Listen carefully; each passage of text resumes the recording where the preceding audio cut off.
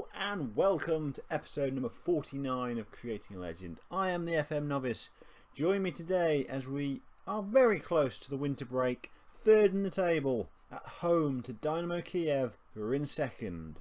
It's fair to say we're on a good run of form at the moment. We were last together for the Zorya game, which was a 2-1 victory. Followed that up with a away game against Karpaty. We won it. Kizil and Stavok scoring. Stavok with a penalty in the second half. We got Plotnikic sent off and they got a goal back in the 90th minute, but we were comfortable and we saw the game out. Then we played home against Mariupol, and in the last highlight of the game, Alexander Miganov stepped up and scored to give us a 1-0 victory. The downside of the next game, we lost 1-0. It was an own goal, Stabotin putting into his own net in front of only 583 people. I have no idea how they're surviving in the Premier League with that attendance, but never mind. We lost that game, disappointing, but we bounced back to beat them in the Cup a couple of weeks after. Valery Balan and Alexander Miganov scoring the goals to get us into the semi-finals of the Ukrainian Cup. We will play Kiev in the new year. Then we had a home game against Olympic D, a 0-0 draw where we had lots and lots of chances but couldn't break through and secure a goal to win us the game. But we won the last game. Kizil, Kogot, Kravchenko and Stavok scoring the goal to give us a 4-0 victory away at Chernomets.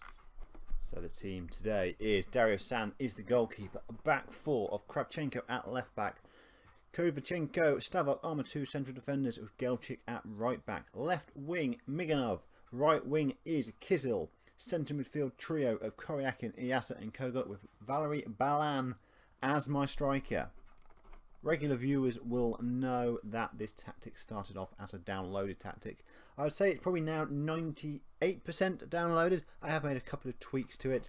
The striker is now a poacher instead of a false number 9. Generally speaking, I have no false number 9s, but I do have a couple of poachers. Balan, Plotnik and Bizardenko are all better as poachers. So they're playing to their strengths effectively. If I had an advanced forward or something like that, effectively the striker I pick, I'll always put him on his best position, so it gets him back out playing his best role. I'm figuring that's probably the best way of scoring a goal.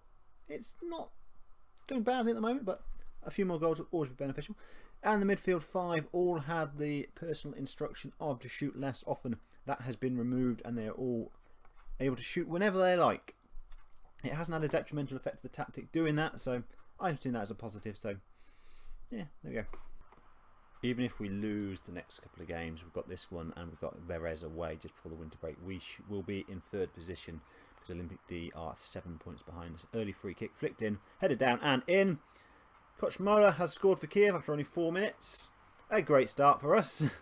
First highlight, 1-0 down. Something about Kiev, we always seem to get thrashed, which is very much disappointing. I think we are on standard as well, which should have really changed it to defensive, but there we go. Didn't do that. As I say, we will be guaranteed third place as we start the next round of games in the early new year. So I think that is a really good position to be in at the moment. The target is to make sure we get European football at the end of the day. And I'm relatively confident that we will do that. We're still in 2 competitions, so there's a good chance. But if we want to do it in the Ukrainian Cup, it will mean we will have to beat Kiev. And we'll probably have to beat Shakhtar as Balan goes through. He's got a lot to do. Drags his shot well wide though. So the league is probably our best bet of getting European football. Kravchenko with a throw-in. Iasa. Now Koryakin. Kogut. Over to Kizil. Intercepted and they can break. With Storch King. That guy. Jankovic coming forward now. Looks for options. They've got man over. Baleski flips it in. Goal near post. As soon as we lost the ball there, you just sensed a goal was coming. And it is now 2-0 to Dynamo Kiev. And what could have been a really positive episode is failing very, very fast. We are sinking without a trace at the moment, despite having the best of the play. Free kick, Gelchik. In, headed away. Gelchik gets the ball again. Plays across. Stavok scores! Alexander Stavok back in the game. Our king ping from the penalty spot has scored from open play. First time he's done that in at least a couple of seasons. They didn't clear the free kick very well. Gelchik played it in and Stavok forced the ball over the line. Free kick though, Garmash. This will not end 2-1 as they get a penalty. And this will be 3-1 because I don't think I've seen a penalty saved from any keeper we've had in the 6 seasons we're playing, and that is 3-1. The guy I didn't know the name of has scored the goal. I still don't think this will end 3-1. There is goals in this game. Sand. Now to Stavok. He finds Kogot in space. He finds Koryakin.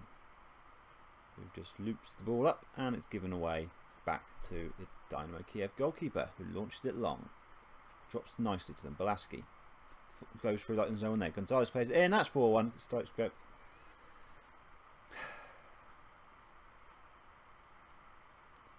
We have been ripped to shreds against the side second in the table. Which would always likely to happen against Kiev, which is very disappointing that this is a live com. Completely unmarked, and he just forced the ball home. I've got the mentality wrong, I think, today. Going standard against this sort of quality side can be dangerous, and they have ripped us to shreds so far. Koryakin has had a shocker. Is coming off. Sabotin is coming on. Chernik for Kizil, but I want Chernik to get some game time. And Leonardo for Iasa, just because he's been booked and I don't want him to be sent off. As we start the second half. If I could have made more changes, I would have done. 4-1 down. At this point, it is pretty much damage limitations. I can't see us getting anything out of this game. Which would be fantastic if we do, because I'll be able to eat my words, but I just can't see it happening. Dynamo Kiev are just too good a side to let that happen. Running from the back, Marino clears the ball. Finds his left back in Gustash, who plays it down the line, but Gelchek will pick up the ball and plays it back to our keeper, who plays it into Kavachenko. Sabotin now. Miganov. Kogut. Looking for options. Finds Balan. Balan plays down the line. Chernik shoots across. And it's in. Looks like an own goal. But it's been given to Miganov. I thought that was maybe an own goal. But we'll take it. Kogot played it into Balan. Balan played it into Chernik. Chernik crossed it in. And Miganov, he beat the man actually. He beat the man, to be fair to him. And he forced the ball home. It's now 2 goals behind. A lot to do from this point on. They get a free kick. This will probably be 5. Garmash plays it out wide. And that's shot over the bar. They look like scoring every time that they have possession, which is a bit frightening. I'm going to go back to standard, to be honest with you. 25 minutes to go. We've made all our changes. It's just watching time down now. If we can score again, then it might be an interesting last 15 minutes. So I'm going to go. What the hell? Let's go attacking. We've lost the game. The worst that can happen is they score again. Which, I'm looking at the goal difference down there. Very few teams are in positive goal difference, so it's not going to have a big impact on us as we're on the ball. Sabotin. Miganov now. Sabotin plays across. Kogot, shoot. He does, but drags it wide. That had to go in if we were going to get something out of today's game, and it didn't. Into the last couple of minutes now. We have been beaten, but I wouldn't. It's disappointing. I think we've been beaten by the better side far too often against Kiev over the years, which is frustrating as they look to score again, but it's shot over the bar. Hopefully we will lose.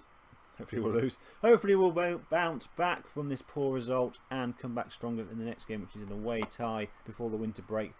So you will join me in 2023 in about 3 months' time, where we'll be talking around the transfers we have made. There will be at least 2, because I've already got 2 secured. Maybe more, hopefully more. There might be some players going out as well, but join me then. So I've been the FM Novice, you've been my audience. If you've liked what you've seen, please do leave a like. If you're new to the channel, please do subscribe. And I'll talk to you again soon. Good night.